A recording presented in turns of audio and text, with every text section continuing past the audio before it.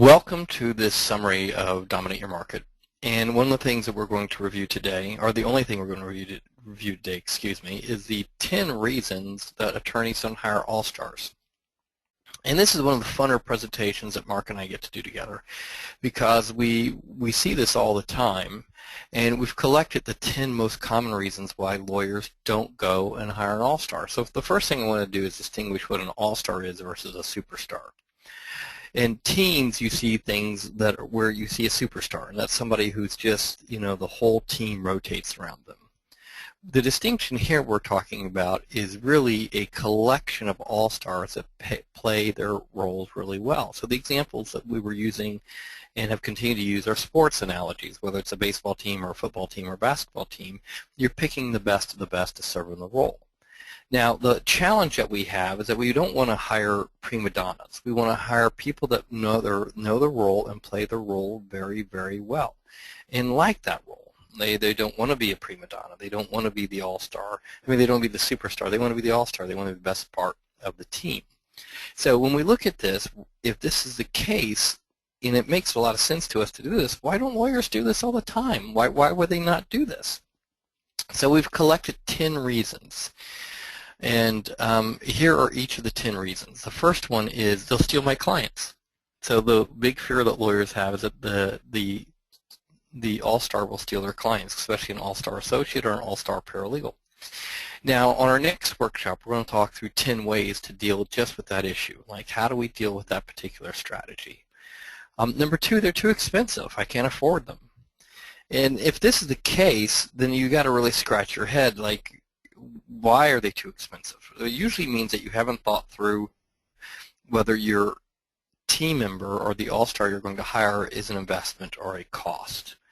And if they're an investment, then you know they're going to generate profits for your firm of certain ranges. And the model that we talked through at the workshop was the rule of 3, meaning that if we're going to pay someone $50,000 a year, they need to generate $150,000 in revenue, and of that, 1/3 goes to the person for salary, 1/3 goes to overhead, 1/3 goes to profits. And if you don't know the profit that a team member should be throwing to the bottom line for your organization, then you don't know your model, and you haven't really thought through.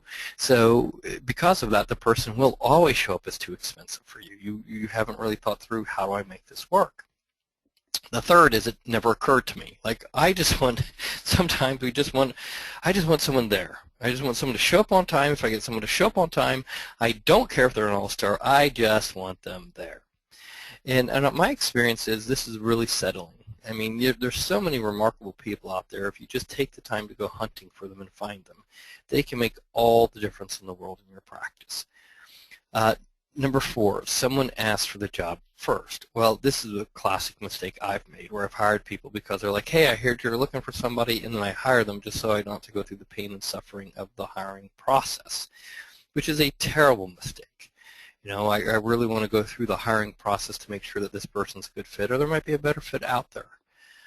Number 5 is all-stars won't follow my system. Well, if the all-stars don't follow your system, that doesn't mean they're an all-star. That more than likely means they're a prima donna. What we want to do is make sure that our all-stars understand their role and understand the position they play inside the firm. So in my experience is that if we hire well and we understand what we're looking for, then they'll follow the systems. Number 6 is one of my favorites. Why would an all-star ever want to work here? And that becomes a really intriguing question for you as an employer in a firm. Why would an all-star ever want to work there? What do you guys offer that's going to be unique or interesting that would make an all-star want to come there? Number 7 is, what would I do if I have an all-star? If it eliminates my job, what do I do? I mean, what do I do? I'm confused. I mean, if an all-star takes my job, then what is the purpose? What is my meaning in life? How do I exist? And this is really a big trap that I see a lot of lawyers fall into, because they find a sense of meaning and a sense of purpose through their work and the activities that they do inside their firm. And consequently, the thought of hiring someone that might be smarter, better, or more effective than they are inside their firm just holds the firm back because they're afraid of being replaced inside their own firm. Number 8, I don't know what an all-star looks like. Goodness sakes, if I can have people to show up, do their job, I'll be thrilled. And I don't even can't imagine what an all-star would look like or where to even go find an all-star to join me. And then number 9, but wait a minute, I am the all-star. I am the all-star. Everything rotates around me. And if you're thinking that's the case, then you're not the all-star, you're a prima donna. And the rotation of the world around you needs to stop if you're going to grow your firm and truly be a market dominant player. And then number 10 is one of my favorites. But Steve, Mark, you guys don't understand. My friend needed a job. And so I have to have my friend, my brother-in-law, my sister's kid, my nephew, my wife, my spouse, my husband, whoever that person is, they need a job, and I needed something for them to do, so I put them in my firm. That's how come I didn't hire an all-star.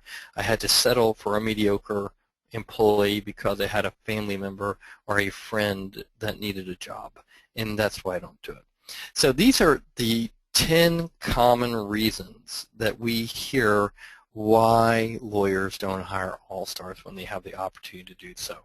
So from our viewpoint, we just introduced this concept so you can start thinking about it. On our next workshop, we're going to open up conversations on the number 1 issue, which is they'll steal my clients. We're going to talk through 10 key concepts that myself and Sean McNallis strongly recommend should be in every associate agreement. And we'll also walk through some sample language in the next workshop on how to address that. With that, I hope you found this short review webinar, the 10 reasons we don't hire all-stars, of value. I look forward to seeing you in your next workshop, and thanks for listening.